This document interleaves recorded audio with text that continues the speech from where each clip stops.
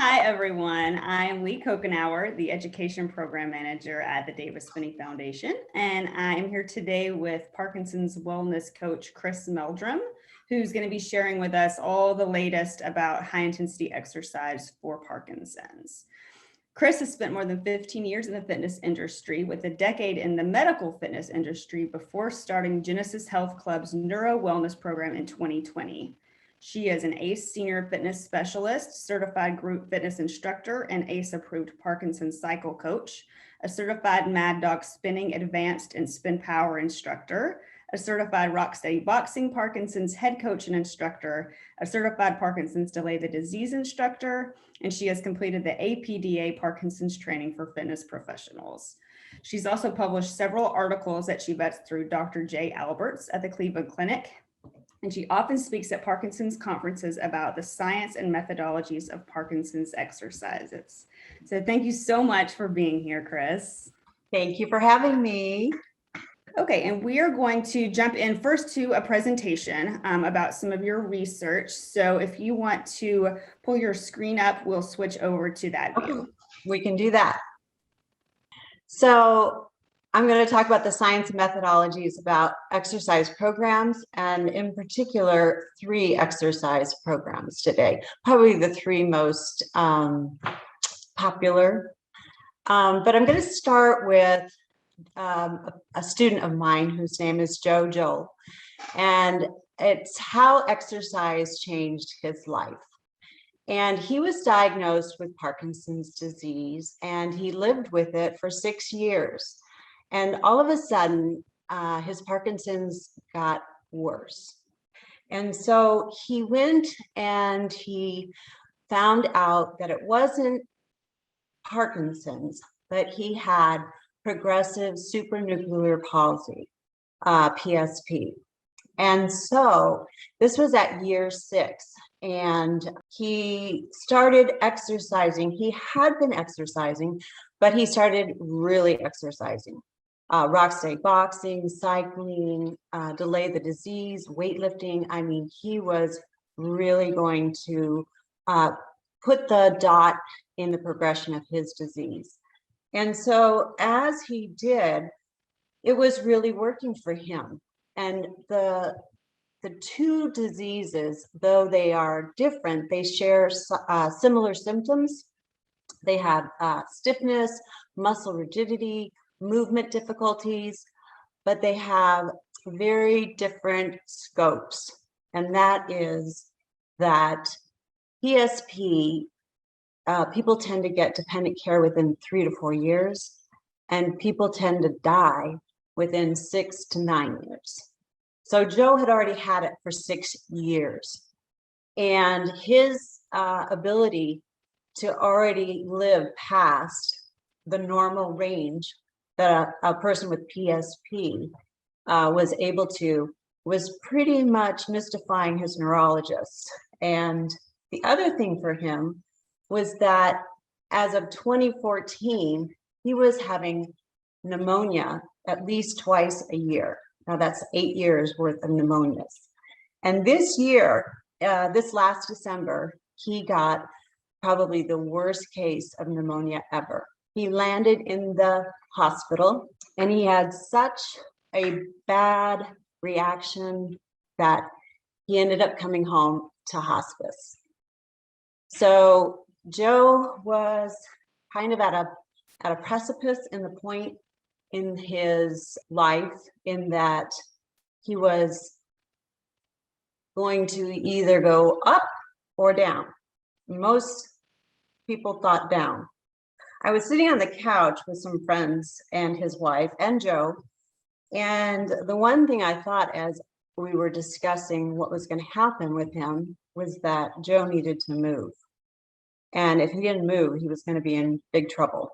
And I asked his wife, what can we do to help Joe start moving? And she told me that Joe was in hospice, so he couldn't have physical therapy, he couldn't leave to do anything, and no one could come in. And so I was pondering that, and I thought to myself, well, if no one's going to help this man, I'm going to, because if he doesn't move, we're going to lose Joe. And so when I got home that night, I got a text from Joe, and he said to me, he said, help, I'm trapped in this body, and I can't do this without help. And it just really got to me. I mean, I'd already decided I was going to help him, but the thought that he was trapped in his body and unable to do it for himself at that point in his life was pretty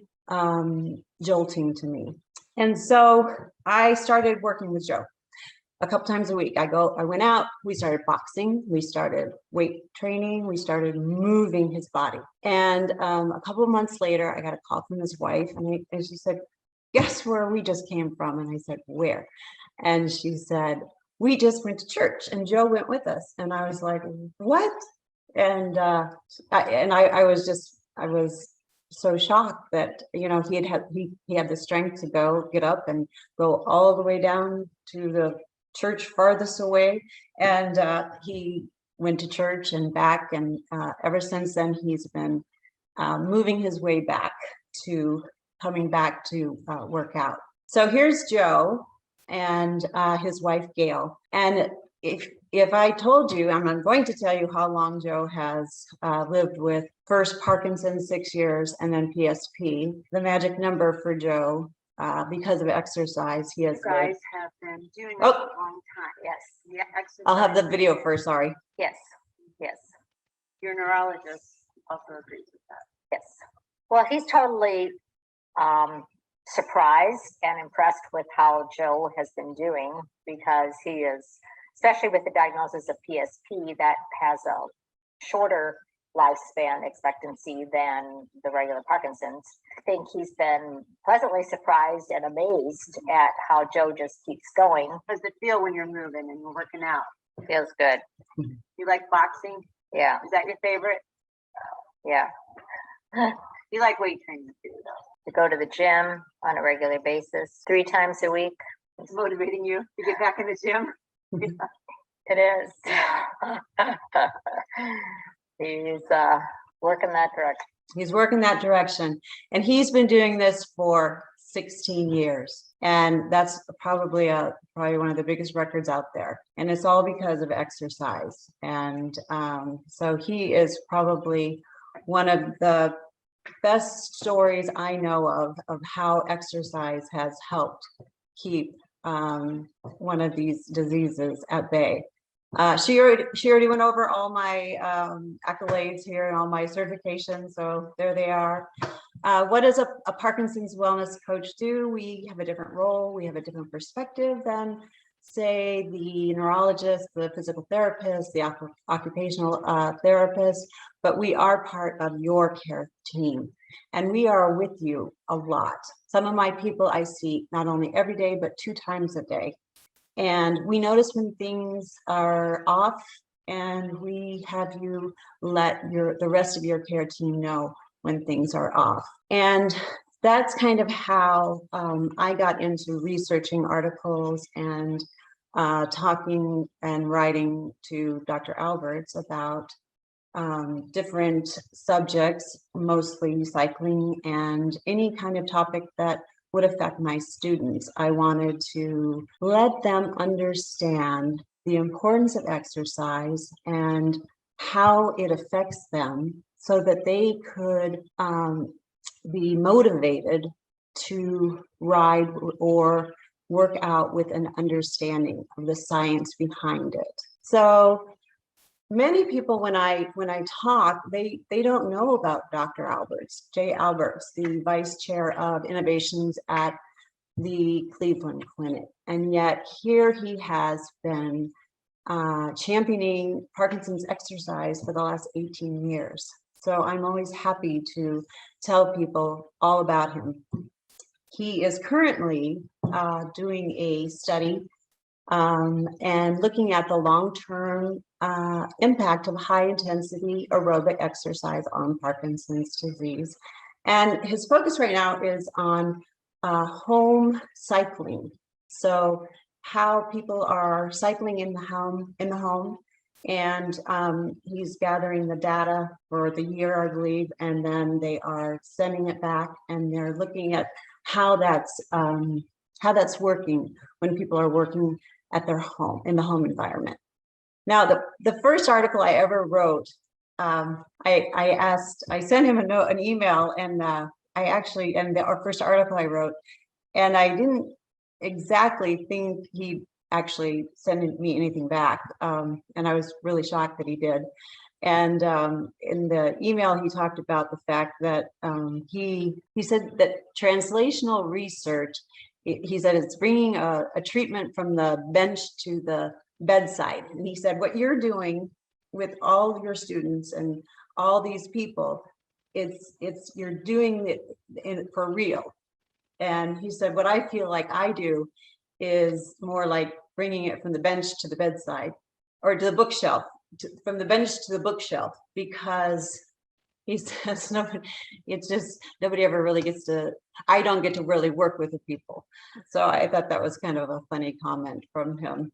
And so it all started back in 2003 with RAGBRAI, which is the big ride across Iowa. And he was riding with a woman named Kathy. He's got a great story about that. And she and her husband weren't seeing eye to eye on the ride, so they switched partners. And along the way, he started to notice that her Parkinson's was getting better. And so from the cornfields, that led to the clinical trials. And of course, that was in 2007, the first clinical trials, where they were testing on tandem bikes. So someone would be riding in the front, a person with Parkinson's would ride on the back.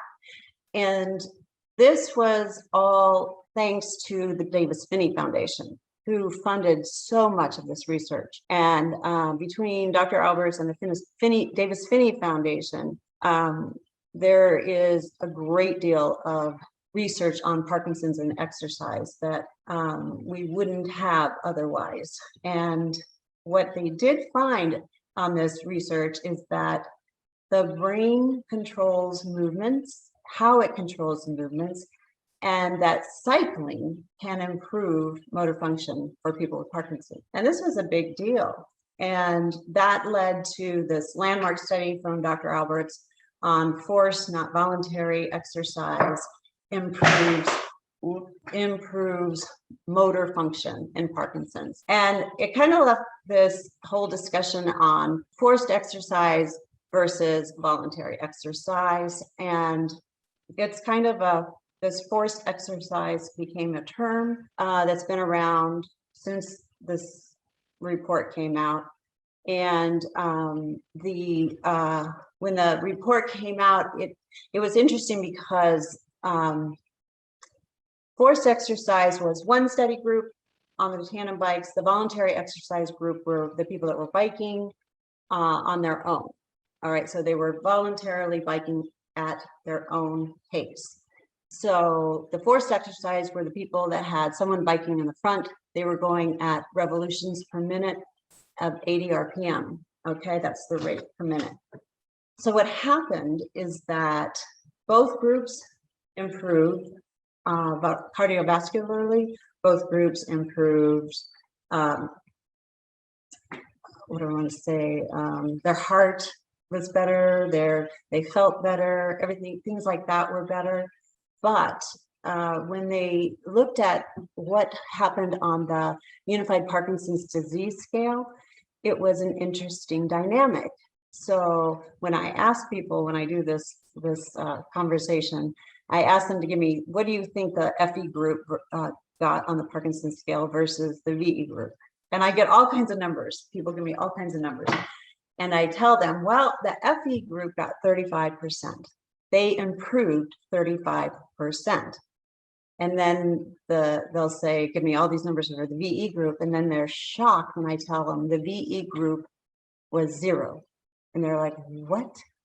How can it be 0? And I say, well, they improved aerobically, cardiovascularly, heart-wise, they felt good, but it did nothing for them for their Parkinson's symptoms. And that is the key that people have to understand. How you exercise determines whether or not you get results for your Parkinson's symptoms. And the biggest question that always comes out is, what does forced exercise mean? I think people were confused by this term forced exercise. I mean, I think Dr. Alberts just had people on the tandem bike. They were forcing the person in the back to push the pedals for them. So they were forcing them to go at a higher rate. So, you know, he coined the term forced exercise, but it just simply meant high intensity training. That's all it is. You're working at a higher intensity than you would otherwise. But it's different for every individual. So someone who's just starting out exercising, their intensity level is going to be met much quicker than somebody who's trained, who's been working out longer. And the other important key is that it changes. So as you get more in shape, then it's going to change, and you're going to have to also change. So I think probably one of the best things about Dr. Albert's research is that today, in a 2020 study on neuroprotective mechanisms on neurological diseases, it completely reinforces that everything that Dr. Alberts found back in 2009. So if we look at this research study, and it goes across 6 different neurological diseases: schizophrenia, Huntington's disease, Parkinson's disease, Alzheimer's, MS, and depression. Physical exercise improves your quality of life. We know that, but also your cognitive skills and your depression. Okay, they find that it is superior to usual treatments. All right, and then it's specific for Parkinson's, it improves your gait, balance, and it slows down the aggregation of protein in the brain. And that's a big deal for people with Parkinson's. But here's the secret.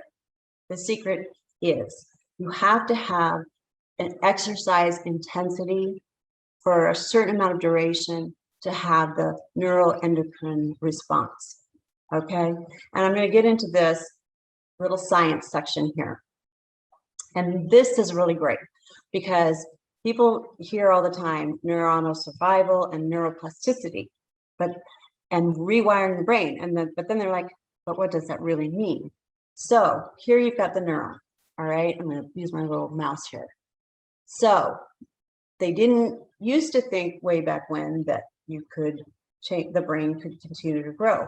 But now they show that the neuron can in fact grow, and the brain change happens here when it takes this and grows this synapses right here. All right, so when this synapses grows, and oh, by the way, what makes it grow? Exercise. Exercise makes this grow in your brain. All right, and when that happens, that is when you're rewiring here for a new task.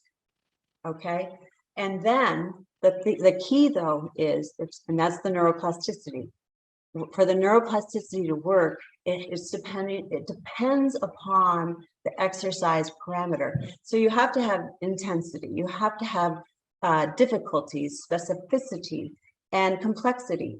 So walking down the street is not going to change the neuroplasticity in your brain. That's okay.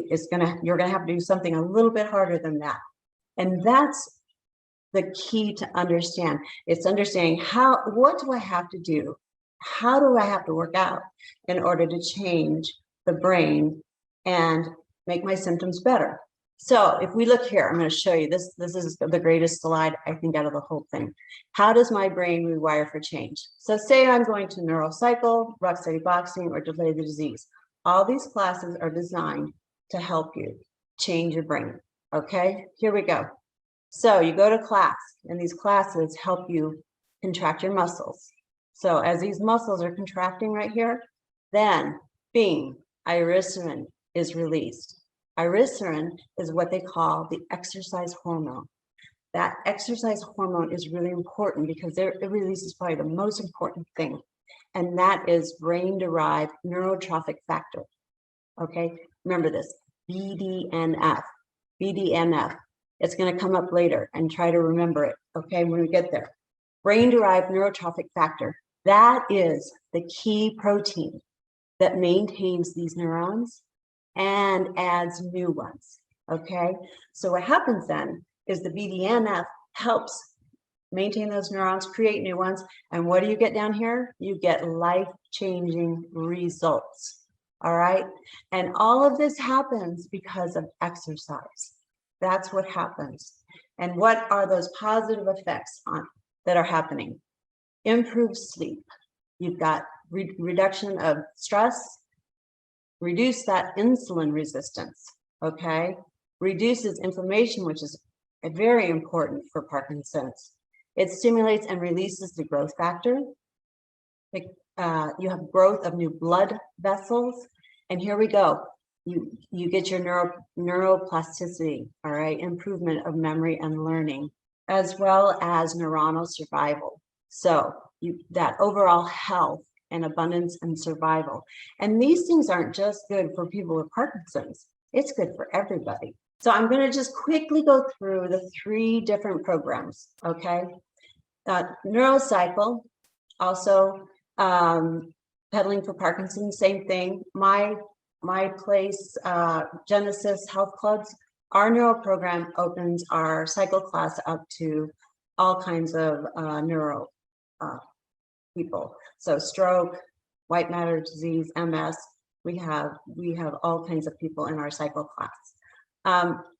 The methodology behind a cycle class is that you come in, you're encouraged to ride at wherever you can ride. And then you're coached over a period of time to get to that higher rate of speed that will kickstart the brain. Then we're always adjusting everything. Speed, time, intensity, all those things that I just talked about in that brain chart. All of those things are changed so that progressions are made. All right. We create metric assessment rides, so we monitor progress. And so that we can help you see where you start, see where you're going, and see where you want to be. Then a goal of the class is 45 to 60 minutes. But trust me, no one ever sits in a class, starts a class with that amount of time. Most people start in a class for 10 minutes. 10 minutes, that's it. And they slowly build their way up. The magic number, RPM, revolutions per minute, 80. That's the number we want to get to so that you can get your brain working so that you can get better symptoms and keep them under bay. So science behind Neuro Cycle. Dr. Albert's, his 2009 study, cycling 3 times a week can reduce motor functions up to 35%. That is phenomenal. 3 times a week. Another study showed that you can take a 74-year-old and a 20-year-old and you can have the same leg strength in the muscle, okay? Same size and leg strength and size just from cycling. And that's really important because our lower body leg strength is really important for our activities of daily life. So the other study that Dr. Alberts did was on brain function, and cycling increases the motor cortex up to 20 to 30% after cycling. And you'll hear in a little bit, one of my people talk about how it improves her ability to read, where without cycling, she's not able to because she's in such a fog. This is a real big one, and these are from the Cleveland Clinic. Improved patients' motor functions, clinical ratings by 51%. And when they did this, they tested the people significant. The other thing they found was that it maintains 4 weeks after stopping. And my people after COVID, they found that out really fast, that they kept their symptoms at bay for 4 weeks, and then it went down fast. So the one thing they realized is that they've got to keep going. Otherwise, the symptoms come fast. Now, this is a really new study. This was in Colombia, and it was kind of an interesting study on tandem riding as well. But this was looking at the BDNF levels. Remember brain-derived neurotrophic factor? Okay, here we are. These guys were riding the bikes. They did 6 bike rides for 30 minutes. That's it. They were trying to see how quickly that there was the effects, that they were getting good effects. And the BDNF levels increased more than tenfold in that short of amount of time. That's significant. They also showed how the increased BDNF correlates to the improvements on the Parkinson's rating scale. And they also confirmed what all the earlier studies, science studies behind Neuro Cycle have shown previously. So cycling, to me, has the biggest science behind it. And again, we can thank Dr. Alberts and the Davis-Phinney organization for having all that science, because originally, when people were quoting the science behind Parkinson's exercise, even rock steady boxing and delay the disease, they were using this science of cycling as the main research to use. First experience cycling, I did not believe I could do it, get on the bike. And much to my surprise, Chris helped me get on the bike. It took a while to figure out how we were going to get my paralyzed body up there. But now I do truly love it. It helps my brain work, and it helps the body. After cycling, what was it like? I can sit down and read a whole book at a time instead of taking a couple months. Only go 40 when you start out. Make a goal the next time that you go 42. That's 42. Great. Changed my life. And now I like to cycle at least 3 times a week or more and just give it a try. It's very scary to try anything new after you had to give it up, give it a try, and it's amazing how much you will get back. So Sandy had a stroke in her 20s, and she, for the first time in like 40 years that she had any mental clarity, was after her first cycle class. And she started cycling all the time because she gets 4 hours of mental clarity after each cycle class. The other thing I love about this Sandy and her story about her whole half of her body is paralyzed, and yet in time Sandy is able to go 80 to 90 RPM on a bike. And so when I meet people and they tell me that have Parkinson's and they tell me there's no way I will ever be able to go that fast, I tell them, trust me, you can. It takes time, but you will be able to do it. And if you don't think so, I want you to come meet Sandy. Cycling, if you ask me what's the hardest for me, it's cycling. Cycling is the hardest, but I know it's probably the thing that does the best. So I try to keep coming back because it does make a difference for me. And I think it makes a difference for a lot of people because we have the same people coming back all the time. Rock steady boxing is phenomenal. And the methodology is, it's really interesting because they take non-combat, high intensity, functional training for the entire body, and they incorporate all kinds of Parkinson's specific work into it. And Rock City Boxing was founded by Mayor or I'm sorry, former Marion County prosecutor Scott Newman, and he had early onset Parkinson's. And he really, really wanted to have rock steady boxing a part available to as many people as possible. And the thing that's really great about it is that, and one of the phrases you'll hear if you've ever been to a rock steady boxing class, is that boxers are to leave their Parkinson's at the door, and they're treated as athletes. And there's something extremely empowering about that. And that methodology is very unique to rock steady boxing, and the athletes really respond to it.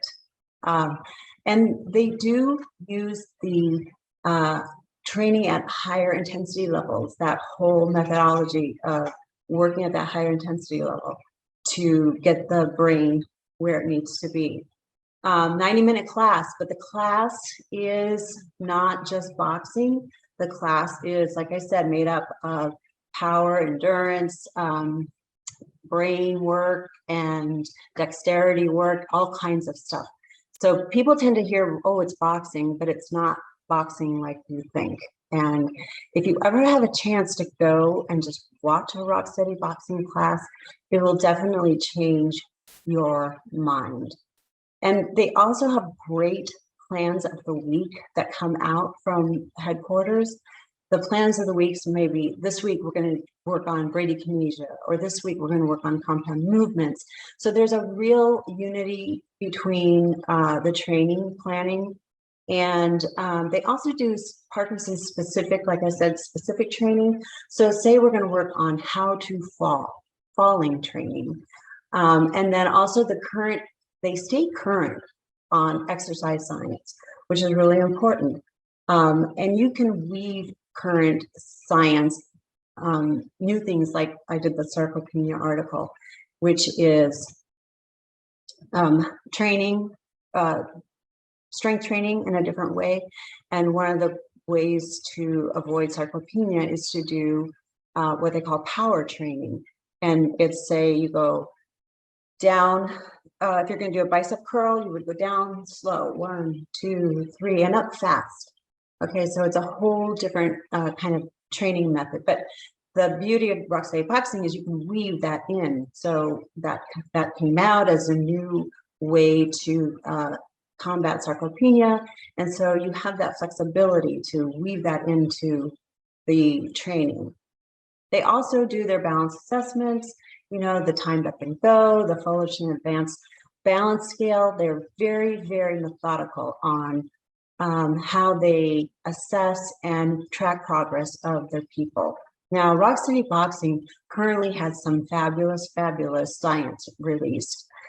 Presented at the 2020 International Congress. It was a virtual Congress, but nonetheless, it was big because this survey, which was done in 2018 and 2019, had over 2,000 rock steady boxing people surveyed, and 86% were previous rock steady boxers and 77% were current ones. And the one thing a rock steady boxing person will tell you, they would recommend it to you, because 99% and 94% said you should try rock steady boxing, and that's pretty darn good. There's also a 2021 new rock steady boxing science study out there, and this one's really great because it looked at people over 2 years, and it measured at 6-month intervals. And this one was really great too because it looked at the FAB, the timed up and go, your lower body strength, 30-second chair stand, your gait speed. And what was great about it is that, it found that at your 6-month, your 12-month, your 18-month, there were significant improvements in these kinds of the tug and the FAB and the 30-second chair sit test.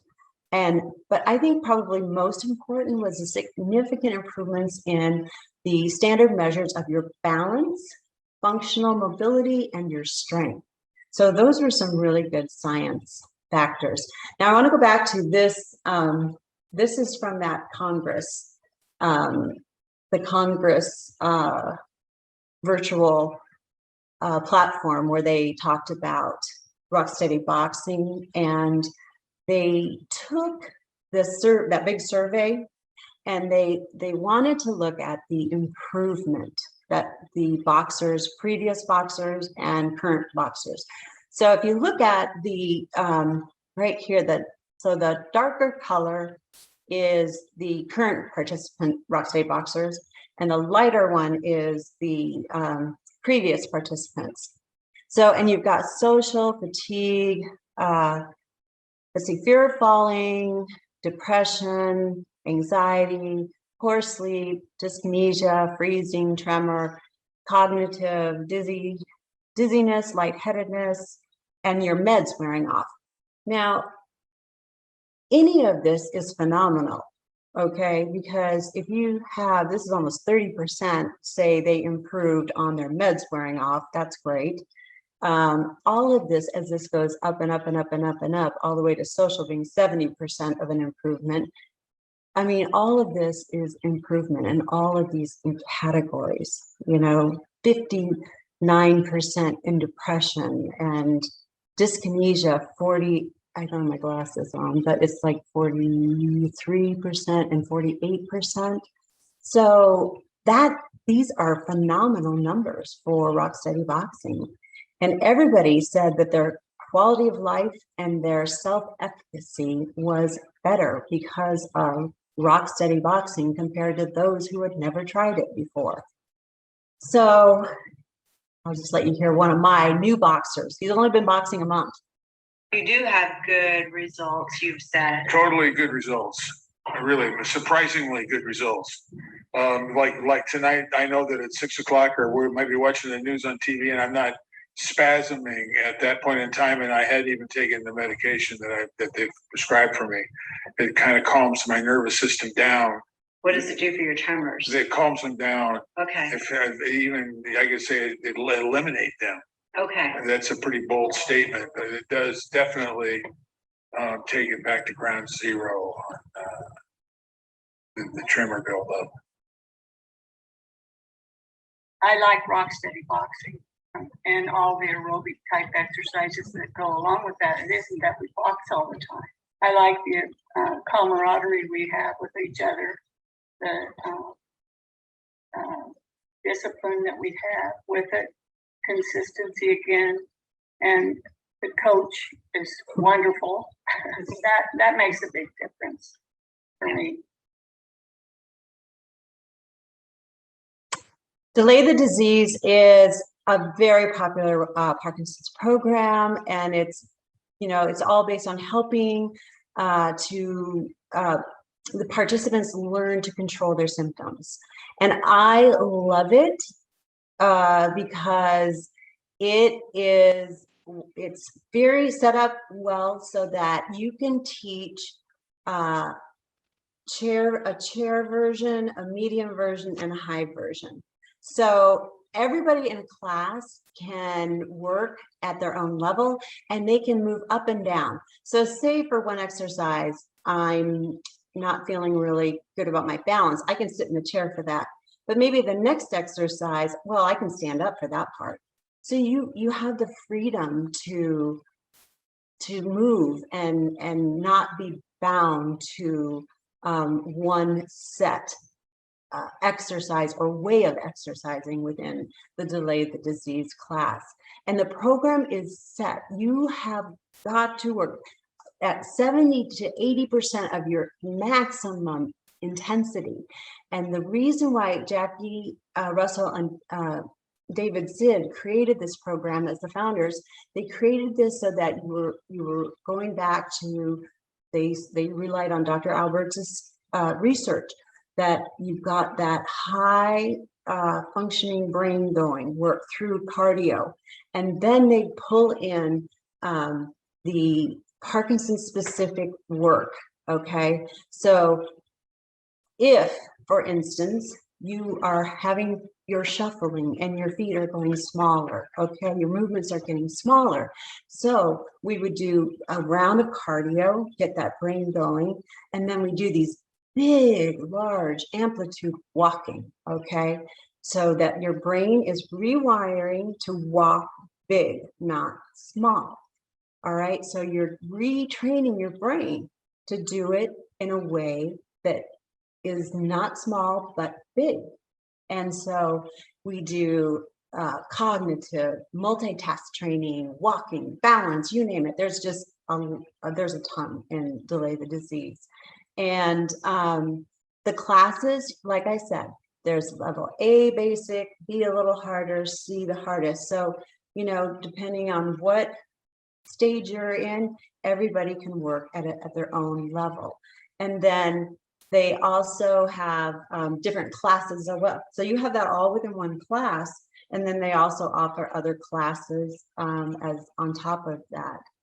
But I really just think Delay the Disease is a phenomenal program, and they also do the assessments, track specific measures on your balance, your dexterity, and how well you're doing.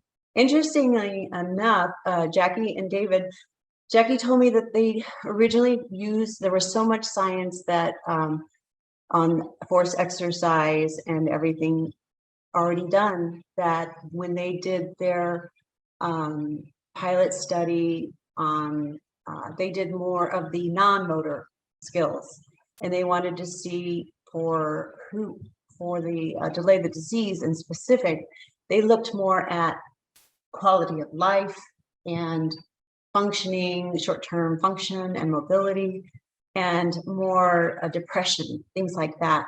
And they originally did their 2014 study, and then they just finished their 2020 study.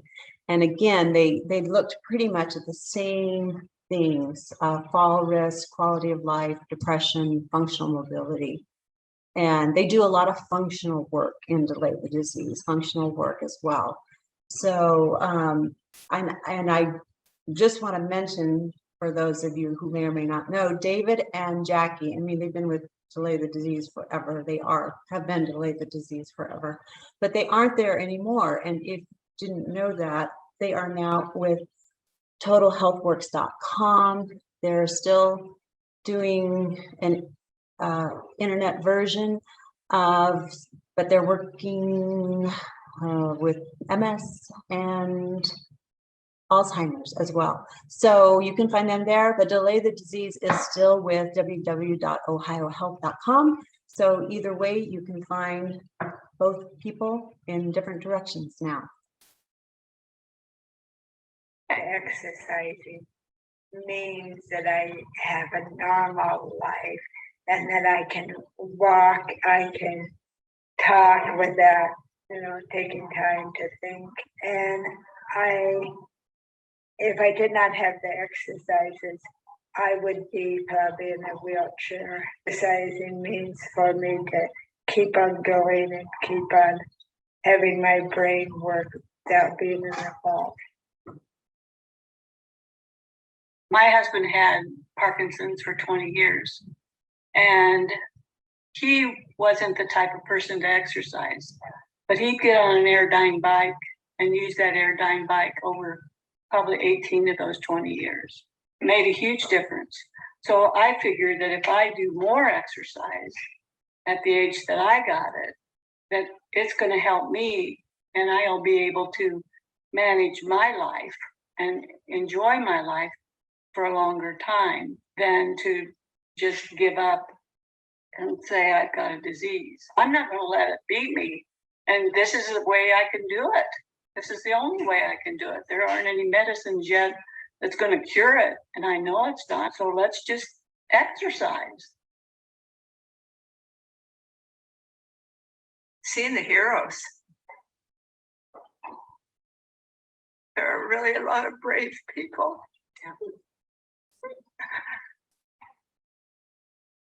And the encouragement that you get, and just knowing how hard it is to move your body and to see people just keep at it, and to keep a sense of humor, and to keep enthusiasm, even when you know it's hard. I've met so many heroes.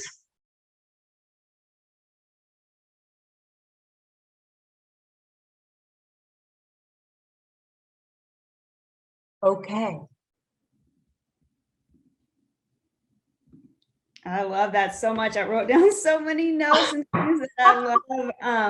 I mean, so many takeaways. I think that the testimonials are amazing. And I love that so many of them emphasize, and you emphasize so well, that it's not, you don't go to a class or go to start a program and you're doing 80 RPM right away. And I think that we hear from people who hear the 80 RPM, and that's something that resonates with people. And like you said, they say, I can never do that. And just knowing almost no one is going to go in there and ride Nope. 80 RPM. They never do. No, but they get there is the thing. Right. They get there, and they get there so much faster than they think they will ever get there. And they're so excited by that. You know, well, I love too what Sandy, I think it was Sandy who said, you can be, when you talk about forced exercise, but also coming from within, when you say the next time you go, set your own goal for doing more. Right. And that's with, that's self-motivation, and that's building your self-efficacy. It's just, I love that. yeah. One question that I had for you, this was at the very beginning, when you talked about what you do as a Parkinson's wellness coach, and you say that you're able to notice things for people who are in your classes that their physicians might not notice, that other members of the care team might not notice. So could you talk a little bit more about how things that you've noticed, and what kind of actions you take when you notice either better or worse that's happening? So I have a great example that just happened, not just like a month ago. So one of my students had had DBS surgery, and like quite a long time ago, but he had to have his battery replaced. So he went to have the surgery to replace the battery, and everything went fine. He came back really pretty quick, and but within a few days, I started to notice that something was off, and he was not cycling at his normal, spots. And his balance was really off, which was very unusual for him. And so, I mentioned it to him, and he said, yeah, I kind of noticed that too. And then he said, but you know what? I got the vaccine. And he told me I could tell the story. He said, maybe that's it. I said, well, I'll tell you what, let's watch for the next few days. And so we waited, and another week went by, and I said, you know what? I think something's really off. And he said he called the neurologist's office, and they told him, these batteries, nothing ever goes wrong with these batteries. Nothing ever. It's like one in how many that something ever goes wrong. So they kind of just said, we don't think it's the battery. And so, another week went by, and I was like, nope, I'm sorry. It's the battery. It's got to be the battery. It's the only thing that makes sense. So he called and said, look, something's still really wrong. And he went, they said, okay, come in. And guess what? It was the battery. The one and whatever was his battery. And they had to get the technician people in and fix it. And he had to go in. And so there you go. We just, we see people all the time. And we just notice when they're walking funny, when their balance is different, and when they're not cycling their normal cycle speeds, just things. We just notice these things. Right. Yeah, that's wonderful. Well, could you talk a little bit about, we hear all the time, especially if someone's been newly diagnosed with Parkinson's, maybe they haven't felt comfortable disclosing their diagnosis to a lot of people, that they've heard about these classes, but they're feeling either anxious about going or they've never done a group exercise class before. What would you tell them to kind of calm those feelings and make them feel more motivated to join? Well, I think that a lot of times people, once they get in, and even if they go and watch and don't participate, like a lot of people come and watch a Rock Steady boxing class, and halfway through they're up and saying, oh, can I join? Because it's like, oh, I'm okay now. This looks fun. I want to do it. And also they realize how supportive everyone is.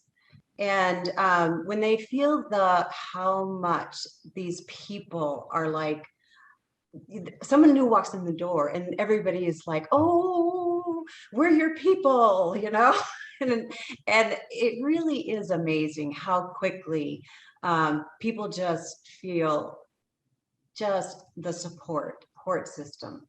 Mhm. And one thing I find is that it's really needed. People need support. And these classes and these groups, they're with each other for years and years. And they really do depend on each other. And I would just tell someone to go and watch first and just check it out. I hold open houses a lot. I hold these where I do my little talks and people come and enough. I mean, the one thing I hear all the time is, why don't people tell us this?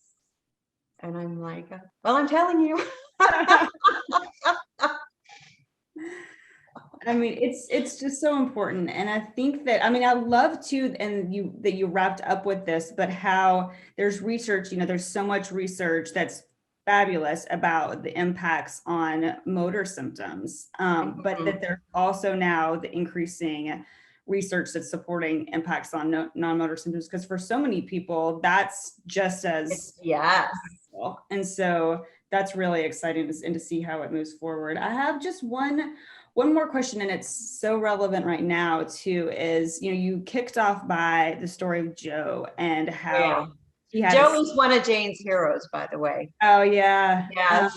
Yes. So if someone has, let's say they have a kind of setback, so either they're hospitalized and they get really set back, or they are, their class that they were going to for years was closed or still is closed because of COVID. What should they do if they've been feeling unmotivated to get back into it? What's a takeaway that you would give them to get them back into it? It's interesting. I left one slide out, and that was Joe's words. Joe gave some words to people, and one of his things was that if whatever you do, it's the days that you let people help you get there. He said, it's the days that you don't want to get to the gym or you want to stay home in bed. That's the day you really need to go. And I love that from Joe. I mean, that's Joe for you. And but a lot of people, did the you can only do what you can do. If things are, if you can bike, I think biking is the best thing you can do is if you can bike at home, because you're safe on a bike, right? You're not going to fall biking. So biking is probably one of the best things you can do, and you can get your, you can keep your heart, you can keep your level of fitness a little bit higher than other things, I think. But I mean, like Jackie and David have they do all kinds of brain work and their online Zooming stuff. So, I mean, that's what everybody did during COVID, right? And but I will tell you, my people said it was not enough. They did, in the COVID article, Right. it For 4 weeks it worked and then it didn't. for And 4 weeks because they were living off of their, Right. Right. yeah. So it's tough. It's really tough. Find somewhere, and I will tell anyone, call me. I will help you. I will help anyone who needs help. Mhm. If they're in my area. And find a Rock Steady Boxing, any coach from Mhm. any Rock Steady Boxing place, especially is going to help if anybody calls them. Yeah. And there's plenty of Rock Steady Boxing places. Shoot, they could go online to the Rock Steady Boxing headquarters and call there even, Mhm. and they would help them. Any of these places would be happy to help anybody if that kind of situation came up. Right. Any coach is going to help anybody. Yeah. They You really just will. have to be willing to make the call to. And that's the thing That- is make the call. Mhm. Make the call. Don't sit back. That's my thing. Right.